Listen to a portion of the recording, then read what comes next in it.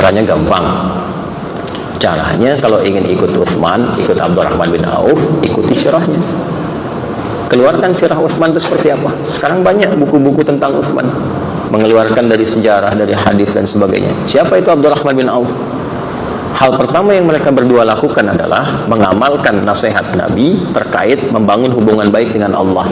Jadi Utsman, Abdurrahman bin Auf itu dua-duanya sama-sama diajak Abu Bakar As-Siddiq, dan sama-sama termasuk golongan 40 orang yang masuk Islam pertama kali, masuk as-sabiqunal awwalun. Yang pertama dilatih oleh Nabi bukan teori bisnis, tapi membangun hubungan baik dengan Allah yang menguasai segalanya.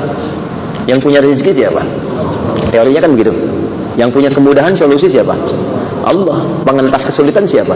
Allah. Sekarang Anda ingin mendapatkan limpahan rezeki, pengen bisnisnya lancar, nggak terjebak dengan kesulitan yang sulit diatasi, tapi jauh dari Allah. Bagaimana itu bisa selesai?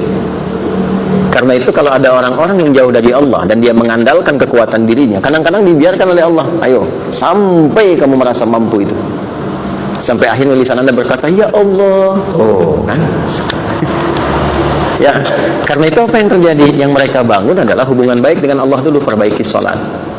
Dicek di kitabnya At-Tibyan fi Adab Hamalatil Quran, Al-Imam An-Nawawi itu sampai merangkum kebiasaan Utsman bin Affan, Abdurrahman bin Auf, Tamim Ad-Dari. Apa kebiasaan mereka? Tidak pernah meninggalkan tahajud dan dekat dengan Quran. Itu sampai mereka sukses pun, ketika di Madinah itu sukses bisnisnya, tidak ada yang melampaui kegembiraan mereka kecuali menunaikan sholat tahajud di malam hari sampai khatam Al-Quran.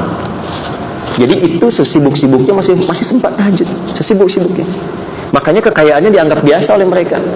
Abdurrahman bin Auf itu pekerjaannya sebulan itu kalau dari hasil penghasilannya itu masih bisa dibagi dengan penduduk Madinah. Sepertiga dari penduduk Madinah itu ada yang dibantu oleh beliau untuk dilepaskan dari utang-utangnya. Sepertiganya lagi diberikan pinjaman modal untuk berusaha.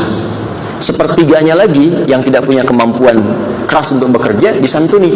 Jadi semua penduduk Madinah itu mendapatkan bagian dari santunan Abdurrahman bin Auf. Ya, Abu Talhah itu paling kaya di Madinah, tapi ketika dibutuhkan oleh agamanya apa aja bisa diinfakkan. Utsman gak usah ditanya. Ya, aset-asetnya kalau perlu ada yang susah untuk masyarakat dibeli oleh beliau, diwakafkan.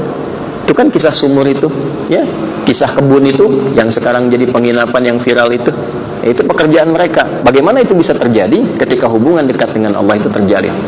Karena itu kalau kita ngaji Kitabul Buyu', bab tentang bisnis, sebelum nyampe ke sana kan dibuka dengan Kitabul Iman, Kitabul Ilmi, Kitabul Shalah. Imannya perkuat dulu, belajar ilmunya yang kuat.